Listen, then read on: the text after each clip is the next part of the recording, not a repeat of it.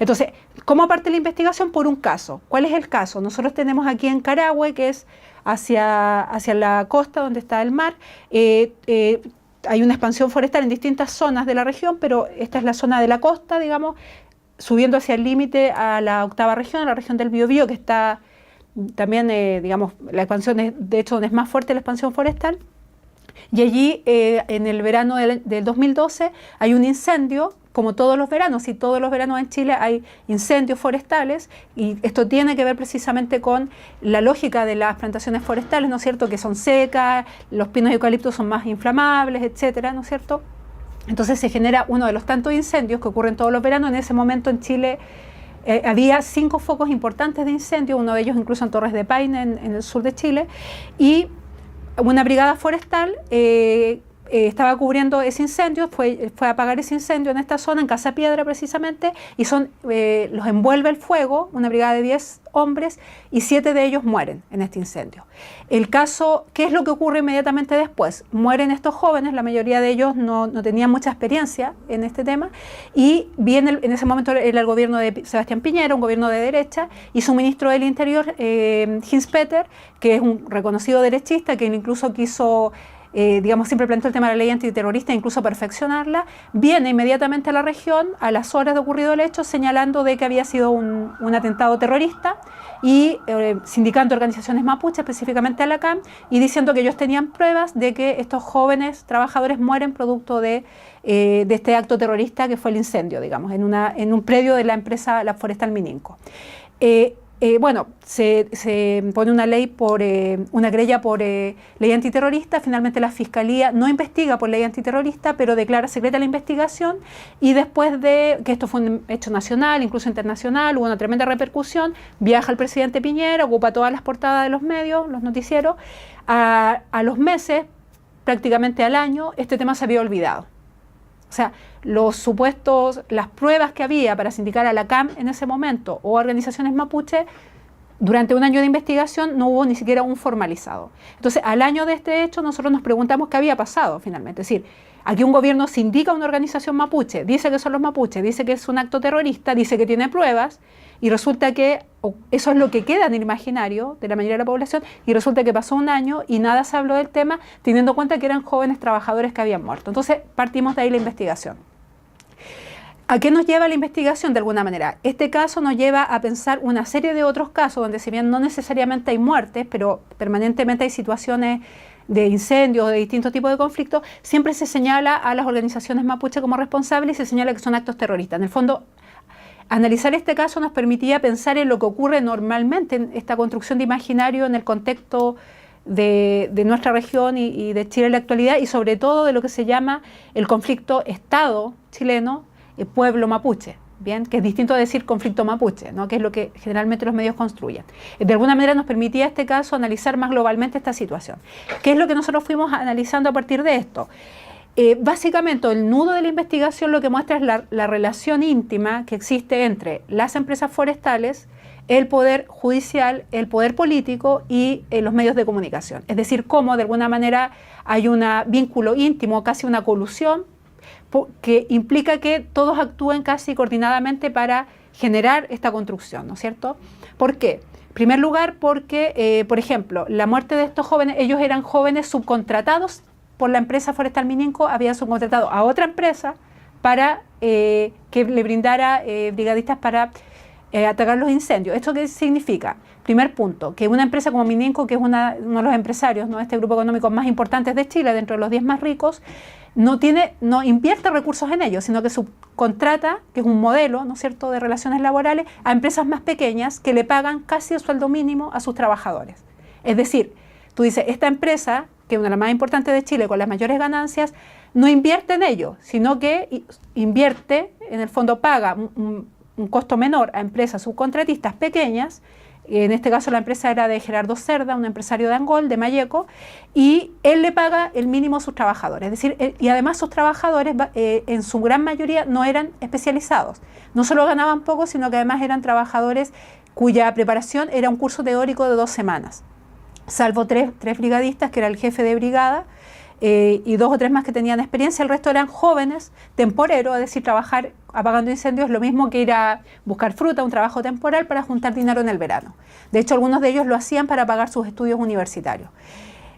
Entonces, primer punto, tú tienes un problema que tiene que ver con la lógica de mercado y de relaciones laborales, donde una empresa con grandes ganancias se da el lujo, por este modelo laboral que existe en Chile, neoliberal, de contratar a una otra empresa que le paga y les da las condiciones mínimas a sus trabajadores. ¿Por qué es importante esto? Porque resulta que la ministra de Trabajo de aquella época, Evelyn Matei, fue luego candidata de la derecha, viene al momento de la muerte de ocurrió los hechos y dice inmediatamente a los medios de que la empresa no tenía ninguna responsabilidad en el hecho y de que la empresa cumplía todos los requisitos, digamos, legales, en torno a las condiciones de trabajo. Resulta que nosotros investigamos y descubrimos de que tenía varias multas por no respetar, por ejemplo, el descanso de sus trabajadores, pero más allá de eso tú dices, ¿por qué una ministra del Trabajo, antes de investigar, dice inmediatamente que la empresa no tenía responsabilidad? ¿Qué vemos ahí nuevamente? Que es una defensa finalmente de la lógica empresarial y de subcontratación.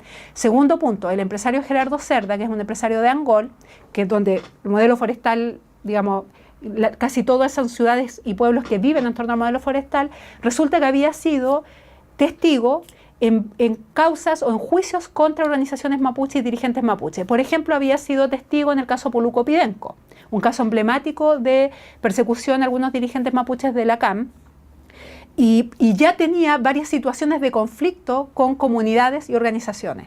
Por lo tanto, no era menor que fuera este empresario, que además era amigo, descubrimos también allí, muy amigo de Espina, que es un senador de derecha de la región, que es permanentemente quien ha llevado adelante esta idea de la existencia de organizaciones terroristas mapuches en la región, de ultraderecha, y que siempre está pujando por endurecer las penas y aplicar la ley antiterrorista. Ese es su, digamos, su caballito de batalla. Resulta que eran íntimos amigos. De hecho, el día que ocurre el incendio, cuando llega el empresario a la zona, viene con este senador y con él recorre y sobrevuela el lugar en un helicóptero. Entonces tú ves ahí una relación entre empresarios y políticos, ¿no es cierto?, de la derecha. Ese era un punto. El segundo punto que nosotros descubrimos es que efectivamente estas supuestas pruebas que había y que se indicaban a la CAM, que señaló el presidente mismo y el ministro del Interior, Rodrigo Ginspeter, que presenta esta querella por ley antiterrorista junto al intendente de la región, Andrés Molina, que también es de la derecha, nunca existieron. Nosotros estuvimos investigando, la investigación era cerrada, pero nosotros investigamos sobre todo lo que señaló el fiscal en su momento y cuáles eran esas pruebas que señalaba el gobierno, y efectivamente nunca hubieron esas pruebas. Es decir, es un hecho muy grave porque finalmente la única suposición, que es la que permanentemente hay, es que una camioneta blanca había estado en el lugar y habían encontrado acelerantes de un supuesto atentado incendiario en la zona. Sin embargo, en realidad nunca se comprobó que se encontraran esos acelerantes, solo una persona lo declaró. Entonces, finalmente esas supuestas pruebas del ministro del Interior nunca existieron. Y cuenta de ello da el hecho de que nunca se formalizó a nadie. Entonces, no había pruebas para sindicar a nadie en particular, menos a la CAM, que es la coordinadora Arauco Mayeco, que este ministro y el presidente se indican como los responsables. ¿Por qué esto es grave? Porque tú estás hablando de que hay un presidente y un ministro del Interior y un intendente que dicen tener las pruebas y dicen quiénes son, y finalmente eso no se sostiene desde ningún punto de vista judicialmente. Eso es grave, finalmente, porque significa que pueden culpar a cualquiera como un hecho mediático finalmente, pero que no tiene ningún sustento en la realidad. ¿A qué nos lleva esto? A darnos cuenta que lo que hay en realidad atrás de la acusación contra la coordinadora Arauco Mayeco y finalmente contra organizaciones mapuche es más bien una estrategia político-mediática, que es instalar esta idea del atentado incendiario terrorista, dejarlo en el imaginario, que lo tomen los medios de comunicación, no importa que en realidad no haya pruebas, porque tiene que ver con una ofensiva política en torno a cómo legitimas tú, por ejemplo, aplicar la ley antiterrorista en estos casos, pero además ir afinando esta ley antiterrorista finalmente. Entonces, es endurecer, es reprimir, finalmente es legitimar esta idea de la existencia del terrorismo y por lo tanto legitimar los allanamientos, la represión, la persecución y todo lo que implica todo esto. Entonces, descubrimos por lo tanto que no había ningún tipo de sustento a estas pruebas, y esto es grave. ¿Por qué? Porque, por ejemplo, una vez que el ministro y el presidente señalan que es la CAM la que estuvo atrás de este hecho, se hace un allanamiento a la cárcel de Angol, donde estaba Yaitul y otros presos políticos de la CAM, donde se los acusa a ellos, ¿no? Y yo hablé con uno de ellos, incluso nosotros lo contactamos y nos contaba que ellos los allanan, ellos estaban viendo las noticias y los allanan en la cárcel diciendo que desde ahí ¿no es cierto?, desde la cárcel se había organizado este atentado. ¿Qué otra consecuencia tuvo? La comunidad en torno, o las comunidades que viven en torno a Casa Piedra, nosotros trabajamos mucho con Moisés Vilche, que es uno de los dirigentes de la comunidad, nos comentaban que durante un año ellos tuvieron citaciones judiciales, hubo gente infiltrada en la comunidad, ¿no es cierto?, que andaba investigando este tema de la camioneta blanca y quién podía haber estado en el incendio. Es decir, implica para las comunidades en torno toda una situación de represión y de control desde el Estado, ¿no es cierto?, de las fuerzas de inteligencia. Nosotros, de hecho, al año de ocurrido el hecho, fuimos al lugar donde estaban realizando faenas forestales y vimos, por ejemplo, que estaba el GOPE, ¿no es cierto?, junto a la PDI, gente de civil más la forestal, controlando el camino público, la carretera, ¿no es cierto? Entonces tú dices dos cosas. Uno, están controlando porque están protegiendo las faenas forestales, es decir, el Estado pone recursos para proteger a los empresarios de supuestos, ¿no es cierto?, atentados. Y dos, también es porque hay un control, digamos, en una carretera pública que paraba a todo el mundo. Finalmente es el control de los ciudadanos y ciudadanas también. Y eso implica también un Estado que vuelve de alguna manera a actuar con lógicas de la dictadura, ¿no?, el control sobre la población en defensa de los intereses forestales. Eso genera obviamente todo un clima, ¿no? Tú eres de una comunidad, hay niños, hay familias y tienes controlado, ¿no es cierto?, con carabineros y todo el lugar. Entonces, segundo punto, finalmente la conclusión nuestra, cuando investigamos, más o menos un año de investigación, fue que todo este discurso que se había construido había sido más bien una estrategia político-mediática, sin ningún sustento real, digamos. Lo que interesaba era generar este imaginario del atentado terrorista hecho por organizaciones mapuches, dejar como víctimas a la forestal, ojo, invisibilizar el rol del empresario Gerardo Cerda, con vínculos también con la derecha, ¿no es cierto? Es decir, aquí nunca se puso en cuestión finalmente en qué condiciones estaban esos trabajadores que terminan muriendo. De hecho, cuando nosotros hablamos con expertos, lo que nos señalaban es que nunca en las condiciones del lugar, del viento y del calor, esos trabajadores deberían haber ido a cubrir ese incendio. Es decir, hubo una mala planificación, eso es responsabilidad de la empresa. Ese tema no fue tema, en realidad. No, o sea, se invisibilizó precisamente porque se instaló esta idea de que fue un atentado mapuche. Es decir, tú ves ahí la relación entre políticos y empresarios, ¿no?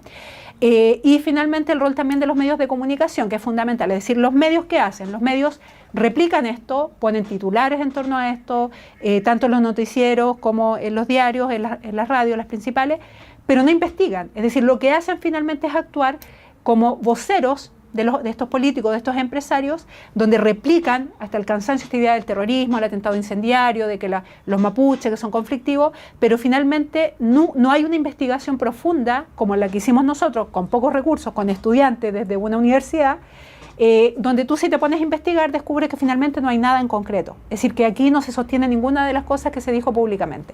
Entonces, ¿cuál es el rol de los medios de comunicación? Que es el otro gran punto que nosotros discutimos en nuestro libro. Que es que los medios lo que hacen finalmente es construir una realidad y que no es desde un lugar neutral ideológicamente o políticamente, sino que todo lo contrario. Son voceros, en el fondo, del poder.